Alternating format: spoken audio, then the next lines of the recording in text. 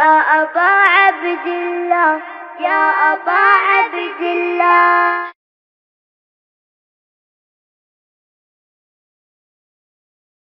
لا حول ولا قوة إلا بالله العلي العظيم.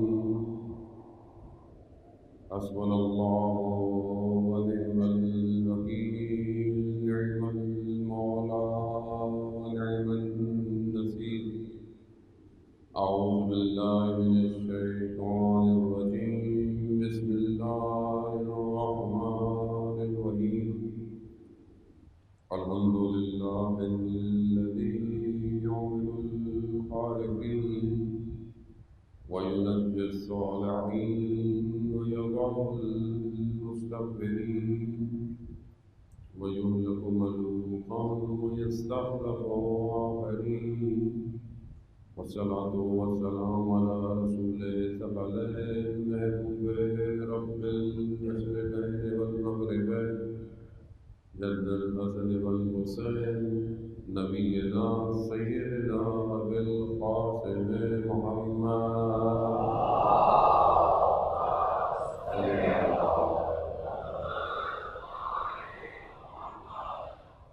وآله الطيبين الطاهرين المعصومين، لا سيما بقية الله في الأرض نريد أرواحنا لترى الأرض ولعنة الله على أعدائهم أجمعين.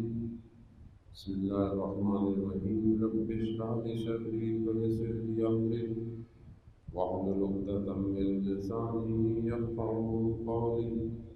أما بعد فقد قال الله تبارك وتعالى في كتابه الحكيم والقرآن المجيد: وما خلقت الجن والإنس إلا ليعبدون. صلوات الإمام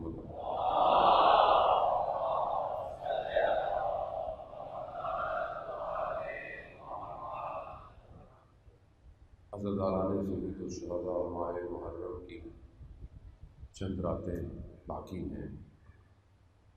آج بدھ ہے، جمعرات، جمعہ اور ہفتہ، چند شبیں اور باقی ہیں. اور اس کے بعد یہ جو بڑا مدینہ سے بھرا سجا گھر کربلا آیا تھا، چند راتوں کے بعد اجڑ جائے گا. وہ مائیں جو کہ اپنے بچوں کو لے کر آئی تھیں، بچے ان کے ساتھ ہوں گے لیکن کچھ کے ساتھ نیزوں پر ہوں گے. ایک ہی بہرحال وقت زیادہ ہو گیا ہے اور مجالس آنے والی شبوں میں اور عموماً ہے انسان ان شبوں میں تاخیر ہو جاتی ہے. بہرحال ابھی جو ہے وہ الیکٹریسٹی کی وجہ سے بہرحال یہ انکنٹرولڈ حوادث ہیں، ہوتے رہتے ہیں. لیکن غم ہے، اور یہی امام کا غم ہے جس نے آپ کو بٹھائے رکھا ہے. آپ جو بیٹھے ہوئے ہیں یہ آپ کا اپنا کمال نہیں ہے، یہ اس خون کی حرارت ہے کہ جس نے آپ کے وجودوں کو بھی سمیٹا ہوا ہے. اب یہ ظرفیت جو ہے وہ عشق امام حسین کی وجہ سے ہے. یہ عشق ہے جو آپ کو اور ہمیں جگائے رکھتا ہے کہ کیا ہوا، چند راتوں کی تو بات ہے، 10 محرم کو آرام کر لینا. ہم تو 10 محرم کو جلوس کے بعد تھک جاتے ہیں کہ بڑے 10 دن سبیلیں لگائیں، جاگے مجلسیں کی، ماتم کیا. 10 کو آ کے ہم ایک پورا کام کر کے تھک جاتے ہیں، اور اصل کام تو اس گھر کا 10 کی رات سے شروع ہوتا ہے. ہم سختیوں کو جھیل لیتے ہیں لیکن اصل مصیبت تو شام قریبہ سے شروع ہوتی ہے. تو عزیزان محترم، اس لیے بہرحال خدا کا شکر کریں، پروردگار نے توفیق دی ہے کہ ہم ان کے غم میں گریہ کرتے ہیں. اور یہی طہارت جو ہے وہ انسان کو نجات دیتی ہے. جو سفر ہے کربلا کا، یعنی امام کی میت، یعنی امام کے ساتھ ہونا ہے، کہ جو امام خود فرماتے ہیں مکہ سے نکلتے ہوئے جو خصوصیات اور شرائط کا ذکر فرماتے ہیں، اور پھر کہتے ہیں کہ اگر یہ ہے تو پھر فَلْيَرْحَلْ، یعنی پھر چلو کوچ کرو ہمارے ساتھ۔ یہ ساتھ ہونا امام کے کمال ہے اصل میں۔ اگر یہ کوالٹیز نہیں پیدا کر پائے انسان زندگی میں تو امام کا ساتھ نہیں دے سکتا، چاہے انسان ظاہر میں جیسا بھی شخص ہو۔ انسان اگر اس کا ماضی جیسا بھی ہو، اچھا ہو، بہترین، خدا نہ خواستہ خراب ہو، تو بھی دروازہ کھلا ہوا ہے۔ کیوں؟ کربلا یہ ہمیں دکھاتی ہے کہ پہلے کیا تھے، جب امام کے ساتھ ہوئے تو کیا ہو گئے۔ تو یہ راستہ ہمیں اپنی زندگی میں بھی دکھا رہا ہے کہ تم مایوس مت ہو، تم پریشان مت ہو کہ مطلب انسان ہے، غلطی ہو گئی، کوتاہی ہو گئی، نہیں، ابھی کیا ہو، اور اگر اچھی حالت میں ہو اور اسی میں مر گئے تو کمال ہے۔ کیونکہ انسان، تاریخ بتاتی ہے کہ لوگ بہت اچھے تھے، انبیاء کے ساتھ تھے، نبی کے ساتھ تھے، لیکن مرتے وقت حق پہ نہیں مرے۔ اور حق کیا ہے؟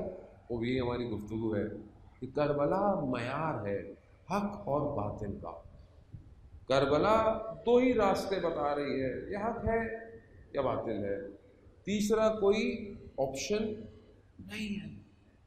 اب جب حق بھی سمجھ میں آتا ہے، باطل بھی سمجھ میں آتا ہے، تو ان چیزوں کو پھر اپنے اندر ایجاد کرنا ہے، اور پھر آج اپنے معاشرے پر جو ہے وہ امپلیمنٹ کرنا ہے۔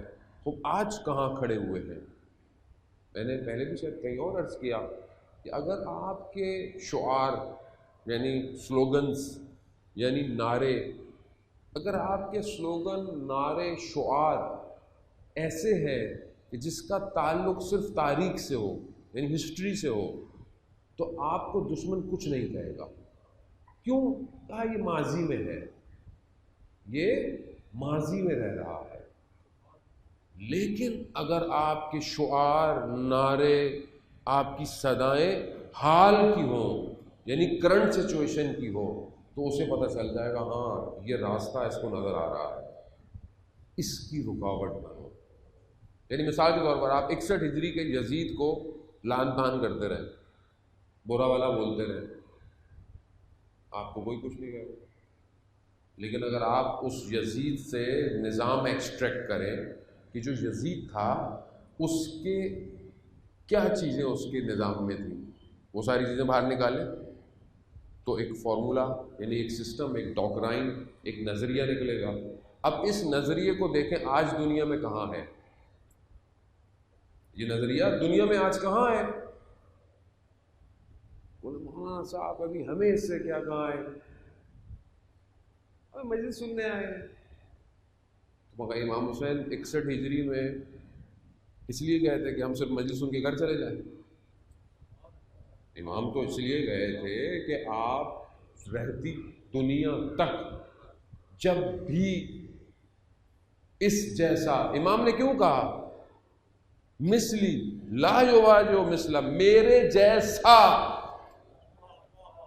اب میرے جیسا کیوں کہا امام نے؟ امام جیسا تو کوئی نہیں ہو سکتا، ظاہر ہے امام ہے، نہیں، یعنی جو حق پر ہے، جو اس راستے پر ہے، جو ہماری اطاعت کرتا ہے، ہمارے فالو کرتا ہے، مثلی یعنی میرے جیسا، اس جیسے کی بیعت کبھی نہیں کرے گا۔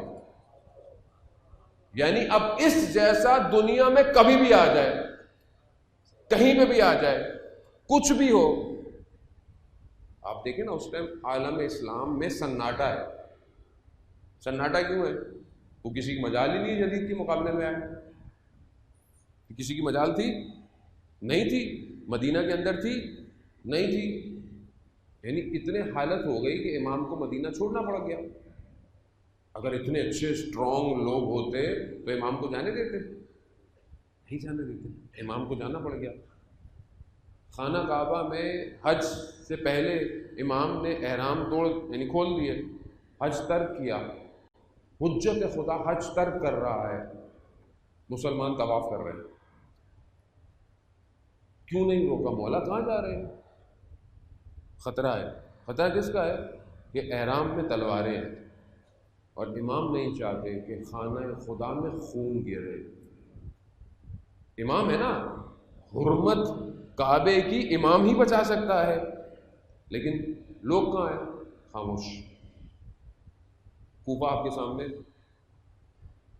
ہزاروں کا لشکر مسلم کے ساتھ، فجر ظہر مغرب خالی، مگر مسلم ایک لمحہ ادھر سے ادھر نہیں ہوا۔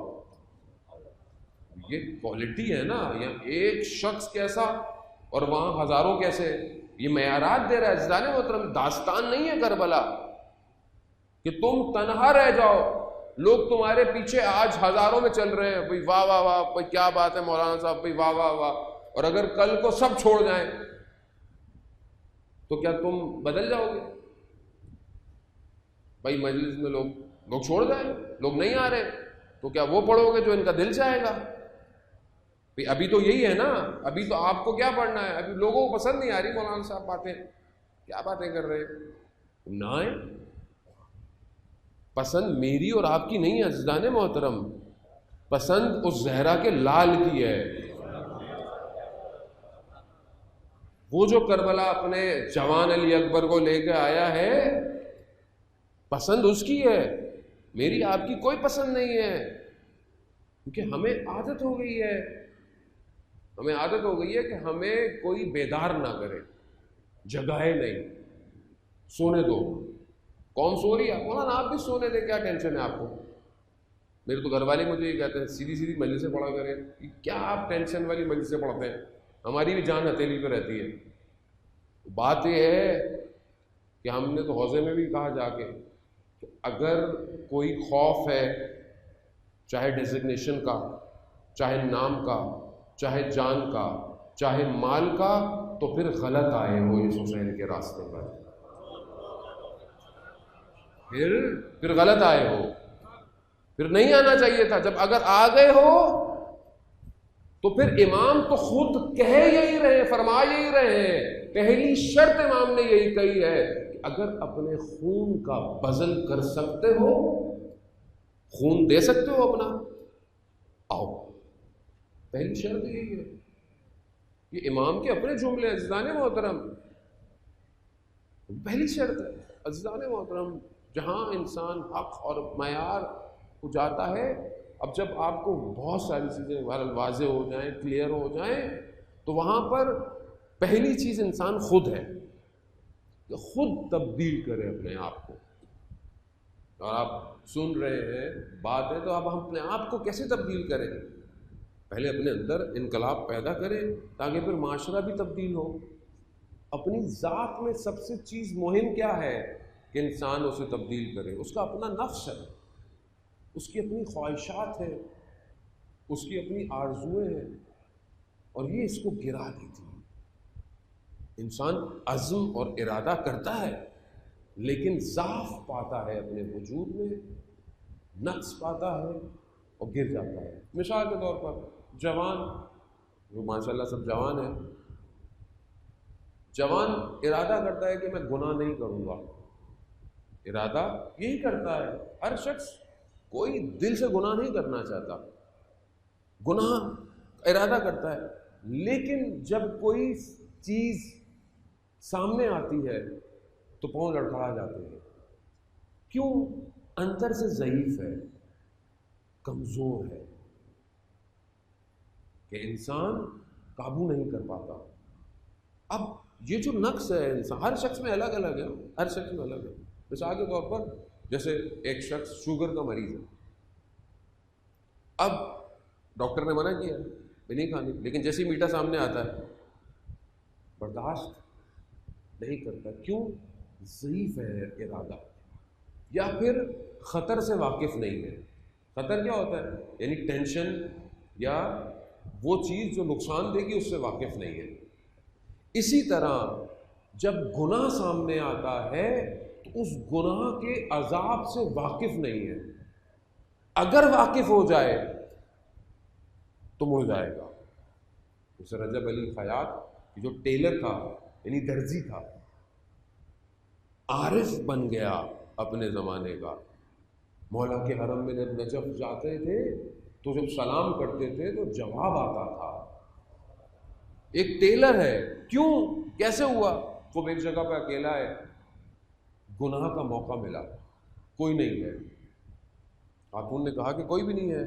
کہا اچھا میں 1 منٹ دروازہ بند کر کے آتا ہوں. باہر دروازہ بند کرنے گیا تو خدا سے مخاطب ہوا. کہا پروردگار کوئی نہیں دیکھ رہا، گناہ آمادہ ہے، لیکن میں صرف تیری خاطر دروازہ بند نہیں کر رہا، کھول کے باہر جا رہا.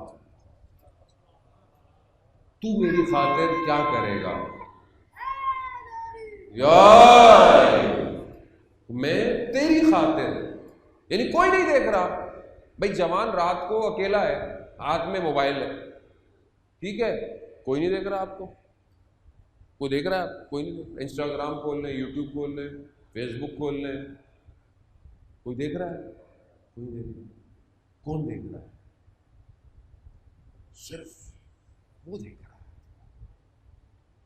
تو اس نے کیا کیا؟ اس نے کہا پروردگار تیری خاطر دروازہ کھول کے باہر جاؤ. پروردگار نے عالم غیب کے پردے اٹھا دیے. یعنی انسان ارادہ تو کرے. حدیث قدسی ہے. مسئلہ یہ کہ ہم نے چیزیں سنی ہوئی ہیں، عمل نہیں کرتے. اتنی مشہور حدیث قدسی ہے کہ تم 1 قدم بڑھاؤ میں 10 قدم بڑھاؤں گا. تم بڑھاؤ تو صحیح، اب ہم سے 1 قدم ہی نہیں بڑھایا جاتا. عزیزان محترم 1 قدم تو خود ہی بڑھانا ہے نا، اس تو خود بڑھائیں. پروردگار تیری خاطر. جب بھی گناہ سامنے آئے پروردگار تیری خاطر. پھر دیکھیں پروردگار آپ کی بصارت کو کھول دے گا. پھر آپ کو وہ ذکر کی آوازیں آئیں گی جو کائنات کر رہی ہے. اللہم صلی علی محمد وآل محمد.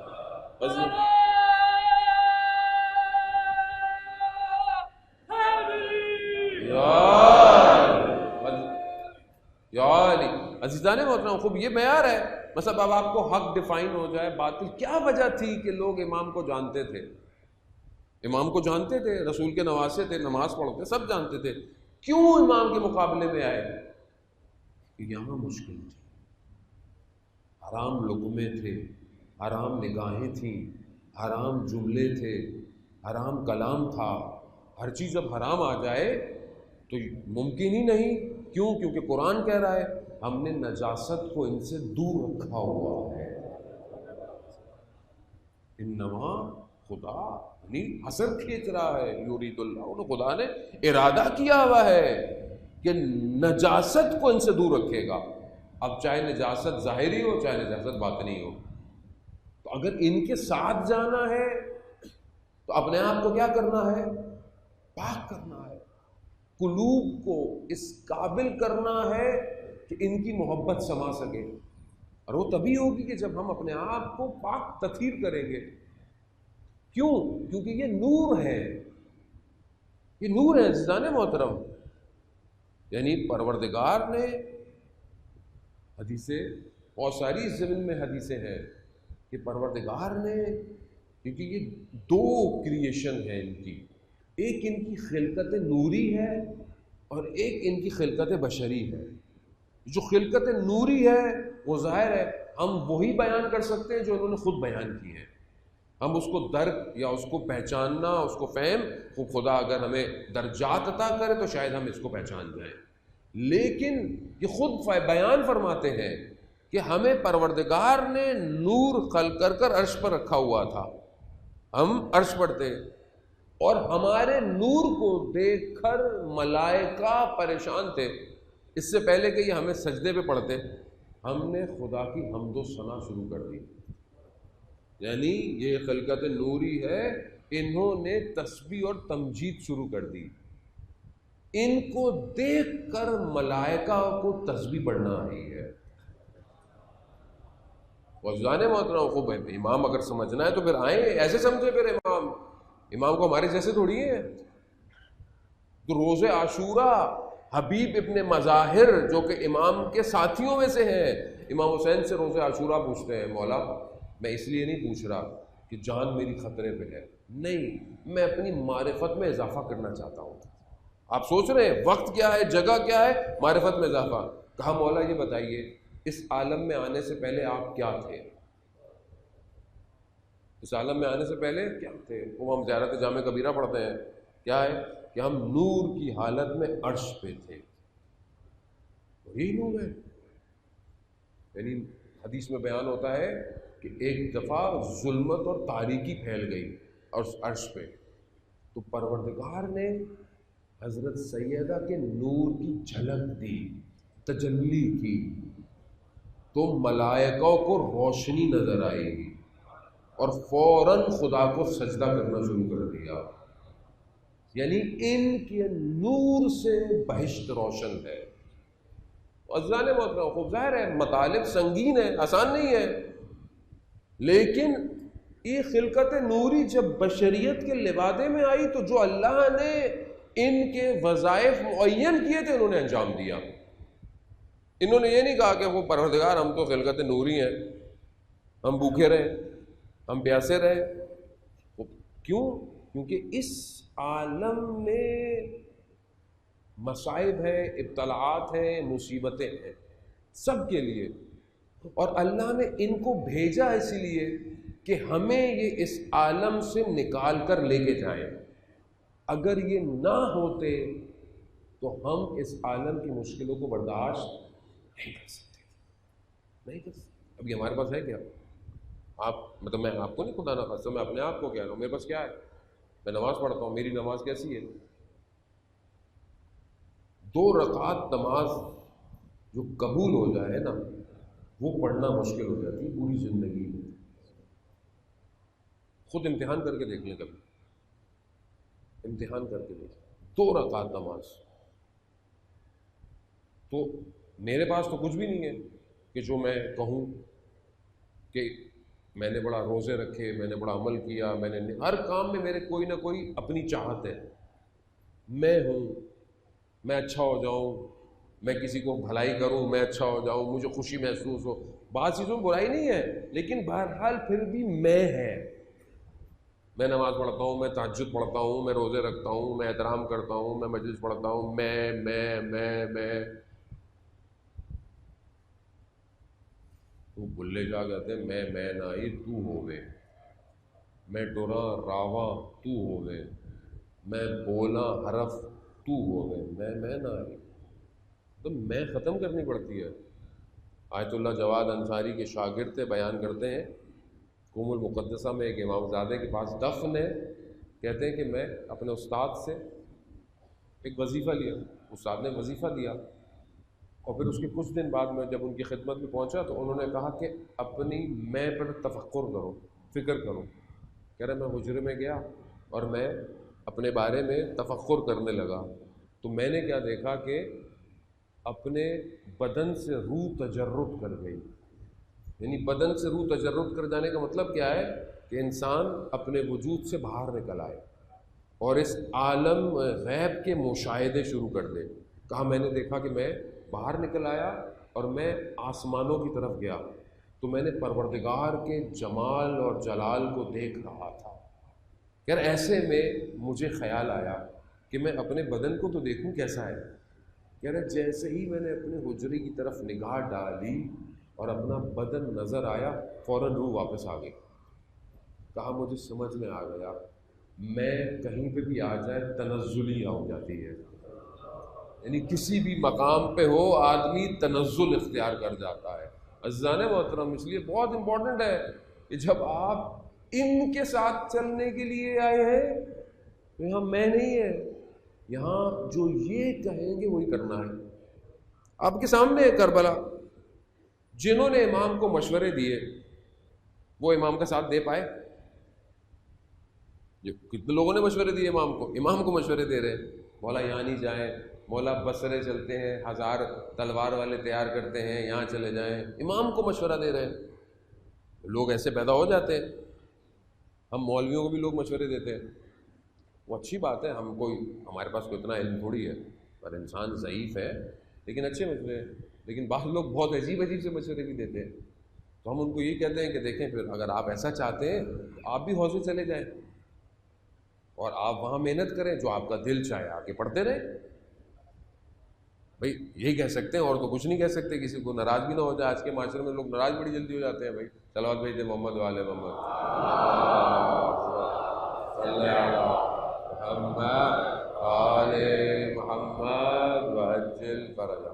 عزیزان محترم, اب آدمی کو اپنے وجود کو پاک کرنا ہے, صاف کرنا ہے, تبھی حق پہچانیں گے. اب میں آپ کو سارے کئی دن اور آ کر حق کے معیار بتاتا رہوں, لیکن اگر اپنے اندر کوالٹی انہینس نہیں کر رہا کہ یہ حق مجھے سمجھ میں تو آ گیا, اچھا یہ حق ہے, اب یہ حق کو میں خود لوں کیسے لوں, میں اپنے اندر کیسے وجود میں داخل کروں.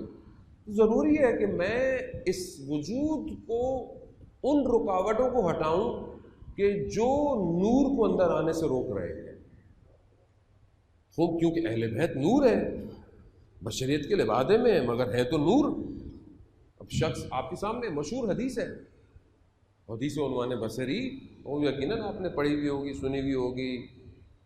حدیث عنوان بصری شخص ہے جو 95-96 سال کا ایک بزرگ آدمی ہے اور ہر مکتب فکر کے پاس جا کر علم سیکھتا ہے. یعنی اس زمانے میں جتنے بھی فرقے تھے سب کے پاس جاتا ہے. اسے پتہ چلتا ہے کہ رسول کا نواسہ بھی مدینہ میں رہتا ہے. یعنی کون؟ یعنی امام جعفر صادق علیہ السلام. اللہم صلی علی محمد.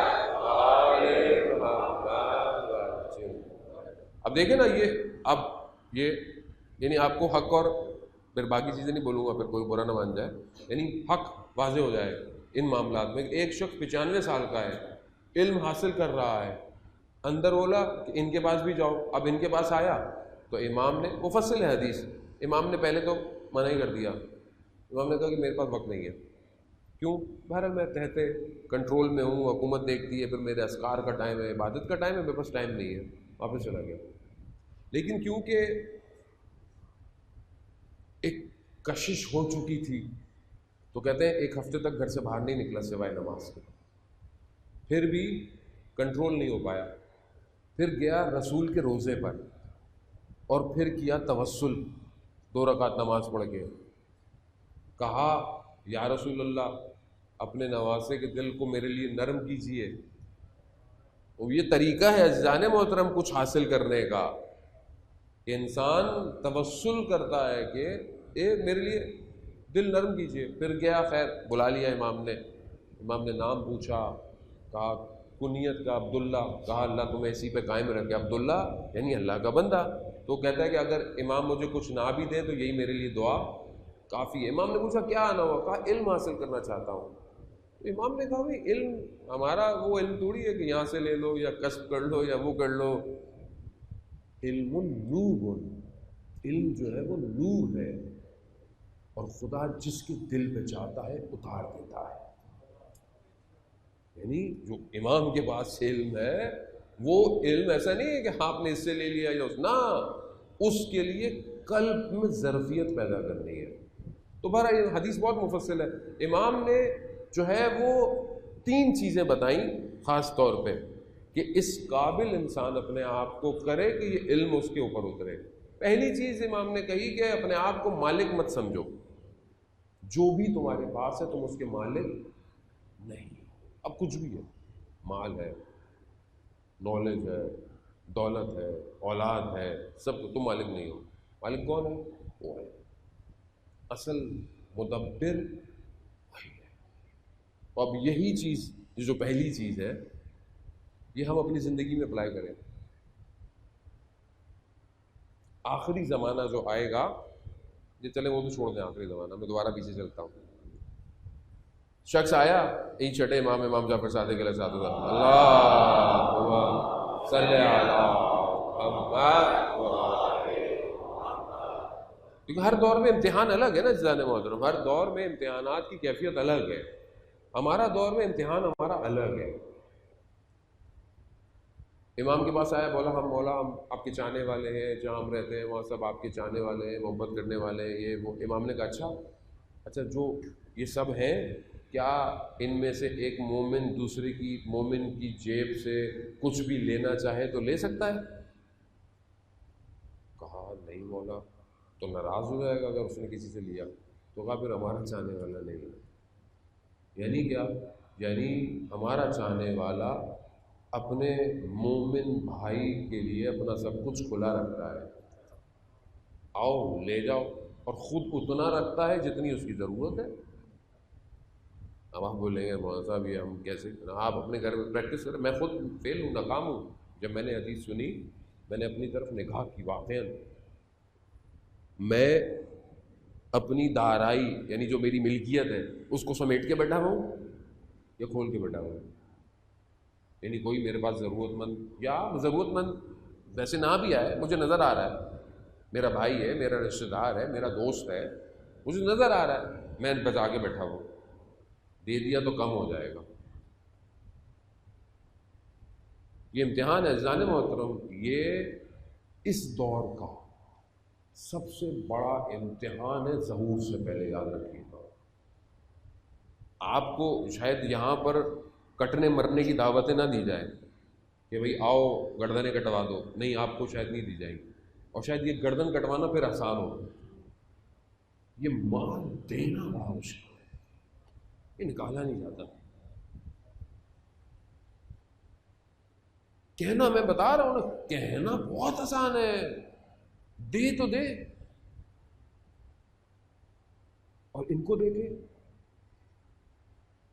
روزہ ہے، افطار کر رہے ہیں، ایک ہی روٹی کا نان ایک ہی ہے نا، سائل آ گیا، بڑوں نے دے دیا، بچوں نے کہا ہمارا بھی دے دیجیے، دے دیا، دوسرے دن پھر روزہ، دوسرے دن پھر روزہ، پھر افطار، پھر ایک روٹی کا ٹکڑا، پھر آ گیا،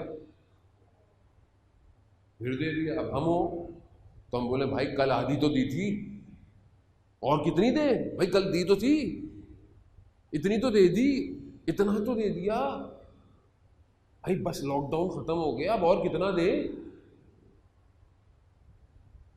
کب تک دے؟ ایسے ہی ہے نا۔ وہاں دوسرے دن بھی دے دیا، پھر تیسرے دن آ گئے، وہ تیسرے دن بھی دے دیا، اور دیتے وقت ایسا نہیں ہے کہ خدا سے کچھ مانگ رہے ہیں، کچھ بھی نہیں مانگ رہے، اور سالوں تو ان کے ماننے والے ہیں۔ اس دور کا، کیونکہ دنیا میں حالات آپ کے سامنے ہیں، پوری دنیا کی سچویشن آلموسٹ ایک جیسی ہے۔ ابھی اس وائرس کی وجہ سے پوری دنیا میں کاروبار، اچھے کاروبار تباہ ہو گئے، وائٹ کالر نوکریاں کرنے والے مشکلات میں آ گئے، جو بول بھی نہیں سکتے، جو آپ کسی سے مانگ بھی نہیں سکتے۔ کچھ تو ہے نا بھائی، مطلب مانگنے میں کوئی مشکل نہیں ہے، لوگوں کو پتہ ہے ہاں پریشان ہے، رکشہ چلاتا ہے بیچارہ، ٹھیلا لگاتا تھا، مطلب اس کو پتہ ہے آپ کو، وہ تو وہ لے بھی تو آپ بولے، لیکن وائٹ کالر نوکریاں کرنے والے روڈوں پہ آ گئے، کتنی فیکٹریوں سے ہزاروں کی تعداد میں لوگوں کو باہر نکال دیا، وہ لوگ فیکٹری میں مجبور ہیں، مانگ نہیں رہا۔ آپ کے اطراف میں، آپ کی فیملی میں ہے، آپ اگر 2 روٹیاں کھا رہے ہیں تو 1 روٹی آپ کو اسے بھجوانی چاہیے۔ آج کے دور کا تقاضا ہے سارے وقت۔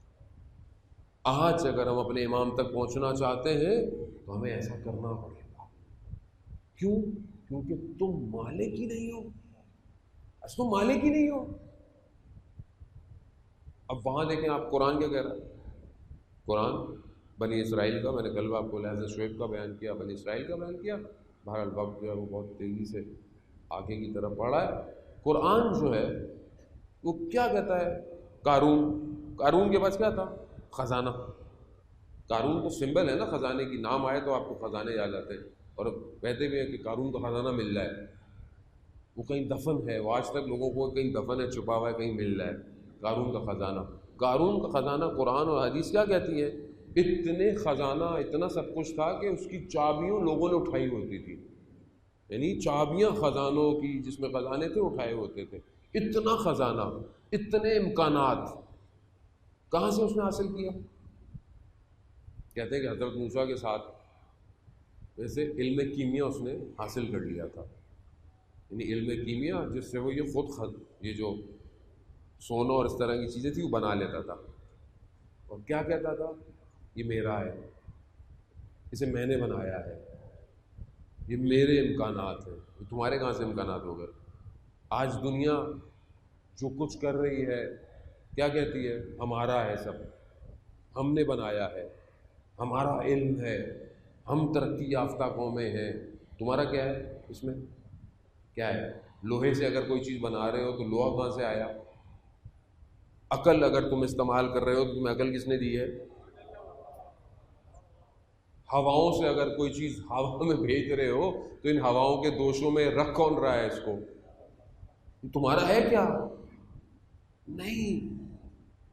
جو دنیا میں جو گفتگو ہے وہ کیا، دنیا گفتگو کیا کر رہی ہے کہ عقل کو سوچنے دے، عقل کو بالغ ہونے دے۔ یہ کیا آپ نے دین کی پابندی لگا دی ہے؟ دین پابندی ہے لوگوں کے سامنے، کیوں؟ تفکر کیا جاتا ہے؟ خوب اسلام منع نہیں کرتا، اسلام کہتا سوچو تفکر کرو، مگر ہیتہ الہی میں رہتے ہوئے۔ کیوں؟ کیونکہ اصل علم انبیاء لے کر آئے ہیں، یہ علم تھوڑی ہے کہ انوینشن کر رہے ہیں آپ، چیزوں کو جوڑ رہے ہیں، اصل علم تو انبیاء لے کر آئے تھے، اور اسی سے اگر آپ اس کے اندر سوچ رہے ہیں آپ ترقی کریں۔ لیکن نہیں، یہ چاہتے ہیں کہ بس صرف انسان سب کچھ ہو، مذہب تو ہو ہی نہیں، مذہب کی بات ہی نہیں کرو۔ جو دنیا میں جو نعرہ ہے وہ یہی تو ہے کہ بھائی مذہب کے پاس کوئی حل نہیں ہے، مذہب کے پاس سولوشن نہیں ہے۔ اچھا کیسے کیا انہوں نے؟ مذہب کی شکل خراب کر کے، مذہب کی شکل خراب کر کے ہر مذہب کو انہوں نے اسی طرح دکھایا۔ کرسچینٹی کیا ہے؟ مسیحیت کیا ہے؟ سنڈے کا دین ہے، صرف سنڈے کو چرچ جائیں بس، باقی 6 دن کیا کرنا ہے؟ جو دل چاہے کرو، صرف سنڈے کو چرچ جاؤ۔ اچھا وہ بھی خالی پڑے ہوتے ہیں چرچ، میں بڑے چرچوں میں گیا ہوں، وہ پرانے چرچوں میں گیا ہوں جو پیغمبر کی ولادت سے پہلے کے چرچ تھے، میں وہاں بھی گیا ہوں، خالی پڑے ہوئے تھے، لوگ تصویریں کھینچنے آتے ہیں، ہم بھی تصویریں کھنچوانے چلے گئے۔ بہرحال ہم نے تو حضرت عیسیٰ سے توسل بھی کیا تھوڑا سا، بھائی بہرحال کچھ تو اثرات ہوں گے ہی، صحیح ظاہر ہے، لیکن مذہب نہیں، باقی مذہب نہ ہو۔ پھر اب اسلام تو بھائی 5 وقت کی نمازیں پڑھتے ہیں، ان کو کہاں سے سنڈے بھیجے؟ یہ تو 5 وقت گھر میں پڑھتے ہیں، محلے کی مسجد میں پڑھتے ہیں، پھر جمعے میں بھی جمع ہو جاتے ہیں، پھر اس کے بعد عید میں جمع ہوتے ہیں، پھر یہ حجوں میں بھی جاتے ہیں، پھر یہ زیارتوں میں بھی جاتے ہیں۔ بھائی ان کو کہاں سے روکیں؟ ان کو کیسے روکیں؟ اس مذہب کو، اس تمدن کو کیسے روکیں دنیا میں؟ یہ تو ہر وقت خدا کو سجدے کر رہا ہے، اور دنیا وہ جو یوگے کرتی ہے اور میڈیٹیشن کرتی ہے اپنے سکون کے لیے، دنیا پریشان ہے اس ٹائم، سکون نہیں ہے، سکون کے لیے وہ یوگا کرتے ہیں، میڈیٹیشن، تو ذرا سی اسلام کی کسی کو جھلک مل جائے تو فوراً مسلمان ہو جاتا ہے۔ کیوں؟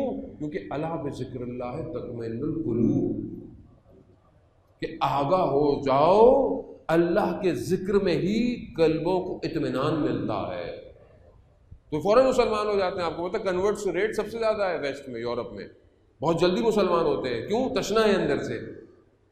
لیکن اب کیا کریں؟ اسلام کی شکل تبدیل کرو، کیسی؟ طالبان بناؤ، داعش بناؤ، IS بناؤ، ایسی شکل بناؤ وہ لوگ اللہ یہ کوئی مذہب ہے؟ یہ حیوان ہے، یہ خود ڈیزائن کیا ہے انہوں نے اس کو۔ اب یہ لے کر یہ معاشرے کو آ رہے ہیں، کیوں؟ گھبراتے ہیں تمدن اسلام سے، ہر جگہ یہ کیا ہے۔ اچھا ہمارے اندر بھی انہوں نے یہ کیا ہے، تشیعوں کے اندر اختلاف پیدا کرو، گروپ بناؤ، گروپوں کے بھی گروپ بناؤ۔ اچھا بدزن کون ہوگا؟ کون ہوگا؟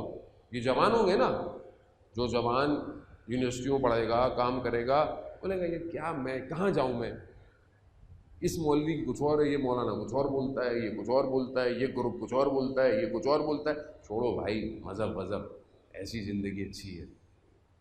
یہاں لے کر آئے ہیں کہ نہیں لے کر آئے؟ یہی لے کر آ رہے ہیں نا، وہ یہی لے کر آنا چاہتے ہیں کہ آپ بولو بس ٹھیک ہے یار، ٹھیک ہے بس 10 دن مجلس میں پڑھ لیں گے، وہ بھی آن لائن سن لیں گے، ضرورت نہیں ہے جانے کی کہیں، وہ بھی آن لائن سن لیں گے۔ لے کر آئے، دور کرو حقیقت سے، یہ ان کا ایجنڈا ہے پورا.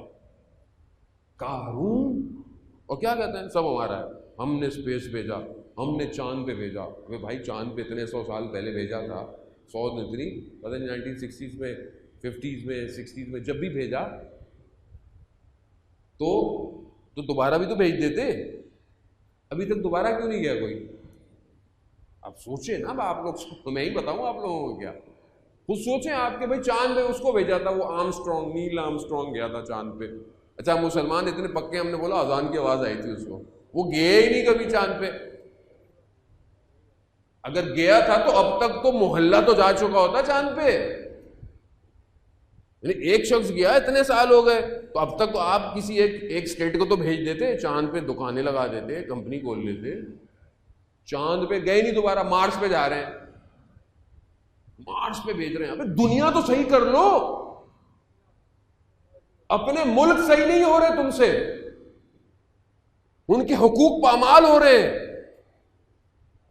مارس پہ جا رہے ہو. دنیا کو پاگل بنا رہا ہے. جو ہالی ووڈ بولتا ہے بس وہی سچ ہے, ہم بھی وہی ہیں. عزیزان محترم, اصل تمدن تفکر کی جنگ ہے یہ. اگر ہم بیدار نہیں ہوئے تو ہم بہہ جائیں گے اس کے اندر. کنفیوز رکھو ان کو آپس میں, اتنا کنفیوز رکھو انہیں پتہ ہی نہیں چلے کہ اصل ہے کیا, کربلا اصل ہو کہاں رہی ہے. آپ کو رنج رہے ہیں, آپ مجلسوں میں, ہم اپنے اصل ہماری درسگاہ یہی ہے عزیزان محترم, یہ کسی کے پاس نہیں ہے دنیا کے اندر, یہ صرف ہمارے پاس ہے. کوئی بھی کسی کے پاس اتنا اسٹرانگ پینل نہیں ہے جو پوری دنیا میں ہر ملک ہر جگہ اور پورے سال ہوتا ہو. ہمارے پاس ہے, صرف ہمارے پاس. ٹھیک ہے, اگر وہ بیدار نہ کرے, سلا دے, تو ہمیں خود پتا ہونا چاہیے عزیزان محترم ہمارے ساتھ کھیلا جا رہا ہے. کب تک ان نسلوں کو برباد کریں گے؟ کون جواب دے گا امام زمانہ کو؟ قارون خزانوں کو اپنے لے کے چلتا تھا. بنی اسرائیل قرآن میں کیا کہتی ہے؟ کہتی ہے کہ کاش ہمارے پاس بھی یہ امکانات ہوتے. سوچیں آپ, حضرت موسیٰ کی قوم ہے, یعنی کاش ہمارے پاس بھی یہ امکانات ہوتے, یہ دولت ہوتی. تو ہم کیا کہتے ہیں؟ کاش ہم بھی امریکہ میں چلے جاتے, کاش ہمارے پاس بھی یہی ہوتا, کاش ہم بھی یہ کر لیتے. تو اہل تفکر بنی اسرائیل کو کیا کہتے ہیں؟ کہتے ہیں کہ اول تو یہ امکانات اس کے اپنے ہیں نہیں. دوسری بات ہے کہ جو خدا پر توکل کرتا ہے, خدا کے ہاں اس سے بڑا اجر ہے اس کے پاس. تلک دار الاخرہ, تمہارے لیے جو گھر ہے وہ آخرت کا گھر ہے, نہ یہ دنیا. لیکن ایسا بھی نہیں کہ تمہیں دنیا میں ریوارڈ نہیں ملے گا. اگر تم اپنی دنیا کو آخرت کے لیے خرچ کرتے ہو تو پروردگار تمہیں دنیا میں بہت کچھ دے گا. تو سمجھنے کی کوشش کریں عزیزان محترم, قرآن جب چیزوں کو تحلیل کر رہا ہے, بتا رہا ہے, تو یہ ہمیں دے رہا ہے. آج کل کے دور میں دیکھو تم کہاں, یہی ہے نا پورا مسلمان, آج مسلمان کی یہ ملک کہ جن کو غیرت ہی نہیں ہے, کیوں اس طرف جھکے ہوئے ہیں؟ یہی بنی اسرائیل کی قومیں کہ کاش ہمارے پاس بھی یہ امکانات ہوتے. کیوں دوڑ رہے ہیں؟ امکانات چاہیے نا, اور کیا چاہیے ان کو؟ مگر اگر خدا پر ایمان لاتے, خدا پر توکل کرتے, تو مگر خدا انہیں علم نہ عطا کرتا. جب وہ کہہ رہا ہے کہ علم النور, تم اپنے آپ کو اس قابل تو کرو, ہم بھی تمہیں ہواؤں اور فضاؤں کا علم دیں گے. عزیزان محترم مجھے تو سمجھ میں نہیں آتی کہ ہم کس طرح کے شیعہ ہیں کہ جن کا مولا اس 1400 سال پہلے یہ فرما رہا ہو میں زمین سے زیادہ آسمان کے راستوں سے واقف ہوں, اور ان کے ماننے والے آسمان کے راستوں سے واقف نہ ہو. مسئلہ کہاں ہے؟ مسئلہ یہاں ہے. کیا مشکل ہے. بہرحال بہت آپ کی زحمتیں ہوئیں, تمام ہوئیں. امام وقت کے امام کے ساتھ کچھ لوگ رہتے, بعض روایات کہتی ہیں 30 لوگ ہوتے ہیں، 60 لوگ ہوتے ہیں. ان کو بہرحال جو ہے وہ کچھ ناموں سے بھی پکارا جاتا ہے. وہ ابدال ہیں یا اوداد ہیں جو امام کے ساتھ رہتے ہیں، اور وہ نارمل لوگ ہوتے ہیں، یعنی ہم ہی میں سے ہوتے ہیں. اور ان میں سے کسی کا انتقال ہو جائے تو دوسرا شخص اس کی جگہ لیتا ہے.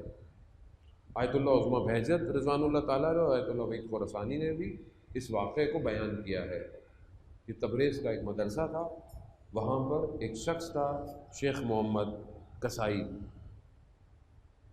وہ مدرسے میں خدمت گزار تھا، مدرسے کے لوگوں کی کام کرتا تھا، ہیلپ کرتا تھا، مدد کرتا تھا. ایک طالب علم کہتا ہے کہ میں رات کو بیدار ہوا وضو کی وجہ سے، تو میں نے دیکھا کہ اس کے کمرے میں سے روشنی آ رہی ہے، ایک خاص روشنی جو کہ مدرسے کی روشنی نہیں ہے، اور یہ کسی سے گفتگو کر رہا ہے لیکن دوسرے کی آواز نہیں آ رہی. جب اچانک سے روشنی ختم ہوئی تو میں نے اس سے بولا کہ بھائی کس سے بات کر رہے تھے؟ کہا چپ ہو گیا. کہا مجھے بتاؤ کس سے گفتگو کر رہے تھے، اگر نہیں بتایا تو میں شور مچاؤں گا، پورا مدرسہ آ جائے گا. تو اس نے بولا کہ میں ایک شرط میں بتاؤں گا، جمعے تک تم یہ بات کسی کو نہیں بتاؤ گے. کہا کیوں؟ کہا امام کے ساتھیوں میں سے ایک کا انتقال ہو گیا ہے، تو امام نے میرا انتخاب کیا ہے، تو جمعے والے دن میں چلا جاؤں گا. اللہ اکبر. اب یا تو خود امام آ کر اس کے کہہ رہے تھے یا کہ امام نے کسی کو بھیجا تھا. اب کہتا ہے کہ میں بدھ کا دن تھا، میں اس دن سے اس کو ہر وقت دیکھتا رہا. کہہ رہا نارمل، جیسے نارمل کام کرتے ہیں، نارمل رہا، عادی زندگی عام لوگوں کی طرح. کہہ رہے جمعے کا دن ہوا، اس نے اپنا لباس دھویا، صاف ستھرا ہوا، اور دوپہر کو غائب ہو گیا اچانک سے. تو میں نے مدرسے والوں کو بولا بھائی وہ غائب ہو گیا. ہاں تو کہیں گیا ہوگا. کہا نہیں گیا نہیں ہے. پھر میں نے حقیقت بتائی. عزیزان محترم، اپنے اندر صلاحیت پیدا کرنی پڑتی ہے. امام انتخاب کرتا ہے، صلاحیت پیدا کریں. صلاحیت ایسی ہو کہ آپ دنیا کو دیکھتے ہو دنیا کیا ہے. امام کو چھوٹا موٹا آدمی تو نہیں چاہیے.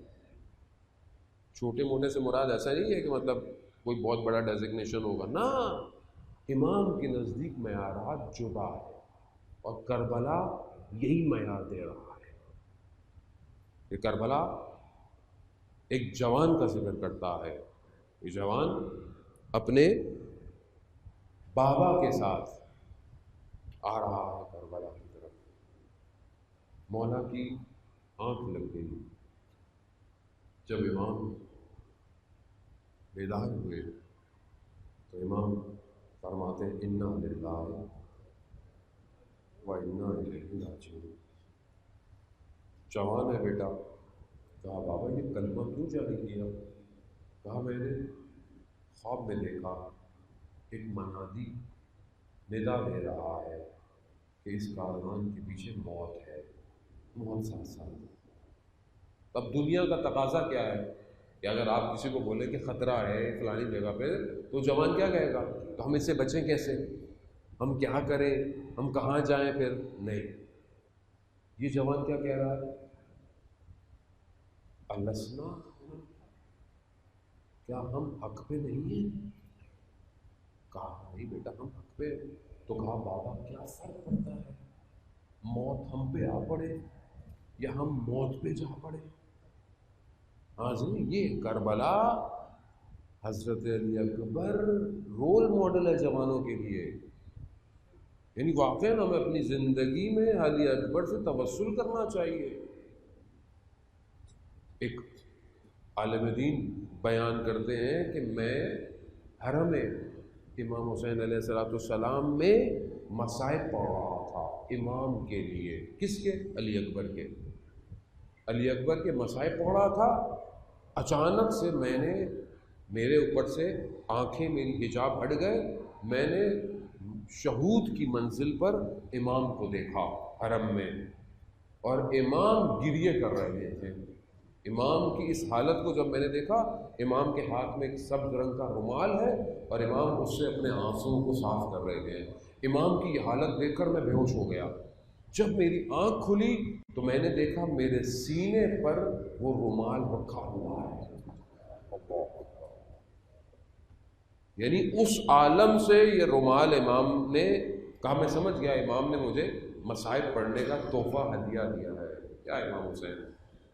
آپ میں تو بہت چھوٹا سا ذاکر، نہ میری زبان میں اتنی تاثیر ہے، نہ میں آپ کے غم کو سمجھ سکتا ہوں، لیکن بہرحال آپ کے بیٹے کا غم پڑھ رہا ہوں، اگر کسی قابل سمجھیے گا تو مجھے نہیں، ان سب کو اپنے روزے کی زیارت کروا دے۔ ہمیں اور کچھ نہیں چاہیے مولا، ہمیں صرف کربلا کی زیارت چاہیے۔ عزیزان محترم، وہ کہتا ہے کہ میں اس کپڑے کو، اس رومال کو لے کر اپنے واپس آیا اور اس کے ٹکڑے ٹکڑے کاٹ کر اپنے شہر میں لوگوں کو تبرکاً دیا۔ ایک ٹکڑا بچ گیا۔ میں نے اپنی زوجہ سے کہا کہ دیکھو اگر میں مر جاؤں تو اس کپڑے کو میرے ساتھ دفن کر دینا، اگر تم جاؤ پہلے تو میں تمہارے ساتھ۔ تو کہا یہ ہوا، میں نے، میری زوجہ کا انتقال مجھ سے پہلے ہو گیا، میں نے اس کپڑے کو اپنی زوجہ کی گردن میں باندھ دیا۔ کہتا ہے میں نے جب دفنایا، رات کو میں نے خواب میں دیکھا اپنی زوجہ کو کہ وہ آ رہی ہے اور اس کی گردن کے پاس سے نور نکل رہا ہے۔ تو میں نے اس سے پوچھا یہ نور کیسا ہے؟ کہا یہ ان آنسوؤں کی وجہ سے ہے جو اس کپڑے سے پوچھے گئے ہیں۔ ہاں زیادہ محترم، یعنی علی اکبر شبیہ پیغمبر، یہ وہ شخص ہے، یہ وہ جوان ہے کہ جو اس پورے سفر کے اندر مقاتل ارباب بیان کرتے ہیں کہ جب کہیں اہل حرم خواتین کو کوئی بات سمجھانی ہوتی تھی نا تو امام حسین علی اکبر کو بھیجتے تھے۔ کیوں؟ کیونکہ علی اکبر کی بات سے سکون آ جاتا تھا لوگوں کو۔ یہی ہے، تاریخ میں بھی ہے کہ جب خود امام حسین چاہتے تھے کہ اپنے نانا کی آواز سنیں تو علی اکبر کی آواز سنتے تھے، جب چاہتے تھے کہ اپنے نانا کو دیکھیں تو علی اکبر کو دیکھتے تھے۔ خلق میں، خلق میں، ہر چیز میں پیغمبر کی شکل تھا۔ کیا لے کر امام حسین کربلا آئے، سامنے والوں نے جب علی اکبر کو دیکھا، میں بھی مرحلہ وارد ہوتا ہوں لیکن شاید اس وقت یہ جملہ نہ کہہ سکوں کہ جب علی اکبر کو دیکھا نا دشمن نے، اس وقت جب نقاب ہٹا تو گھبرا گئے۔ جنہوں نے، جو پرانے لوگ تھے یا جنہوں نے سنا ہوا تھا، کہا یہ تو پیغمبر، مگر کیا کیا پیغمبر کی سبھی کے ساتھ کیا کیا؟ عزیزان محترم، آسان نہیں ہے علی اکبر پہ گریہ کرنا۔ شب جمعہ علماء بیان کرتے ہیں تو آج تو برل بھوت ہے، آج شب جمعہ علی اکبر کے مصائب نہیں پڑھا کریں۔ کیوں؟ کیونکہ شب جمعہ سب لوگ کربلا آتے ہیں اور وہ ماں بھی کربلا آتی ہے، اس ماں سے اپنے بیٹے کے غم برداشت نہیں ہوتا۔ آزادارہ محترم، پہنچ گیا روزہ عاشورہ کا دن آیا، جب صحابی چلے گئے تو بنی ہاشم میں سب سے پہلے جانے والا علی اکبر ہے۔ علی اکبر کو تیار کیا، علی اکبر سے گفتگو کی، علی اکبر کو ودا کیا۔ ابھی علی اکبر کی سواری چلنا شروع ہوئی، جیسے ہی سواری چلی کیا دیکھا پیچھے کوئی آ رہا ہے۔ علی اکبر نے مڑ کر دیکھا تو دیکھا بابا ہے، کہہ رہے ہیں محلن محلن یا بنیا، آہستہ چلو بیٹے آہستہ چلو۔ کہا بابا ابھی تو مل کر آیا ہوں، ابھی تو ودا کر کے آیا ہوں۔ کہا ہاں بیٹا، اب یہ تو کوئی باپ ہی جانے کہ جوان کو بھیج رہا ہے۔ ہاں آزادار میں تو آپ نے گریہ کیا، گریہ آپ کا قبول ہو گیا، یہ کربلا تک صدائیں آپ کے رونے کی چلی گئیں، بس مگر یہ مراحل طے کرنے ہیں عزیزان محترم۔ ہاں بس امام حسین نے علی اکبر سے کیا کہا، بیٹا جتنا ہو سکے تم جاتے وقت اپنے چہرے کو میری طرف کر کے جانا۔ غربت امام حسین، امام حسین نے اس وقت کہا پروردگار گواہ رہنا، میں اس امت میں سے اس شخص کو بھیج رہا ہوں جو خلق میں، خلق میں اور اپنی منطق میں پیغمبر کے جیسا تھا۔ آزادار محترم علی اکبر گئے. خوب علی تھے، عباس کے شاگرد تھے، بھتیجے ہیں، بنی ہاشم کے جوان ہیں، اور دشمن کے ساتھ جنگ کی. دشمن کو لگ پتا گیا کہ کون آیا ہے، لیکن کیا کرے علی اکبر پیاسے ہیں نا، پلٹ آئے. جب مولا کے پاس پہنچے تو مولا نے کہا کیا ہوا علی اکبر، کیوں آئے؟ کہا بابا اس ذرا کی گرمی اور پیاس کی شدت. اللہ اکبر.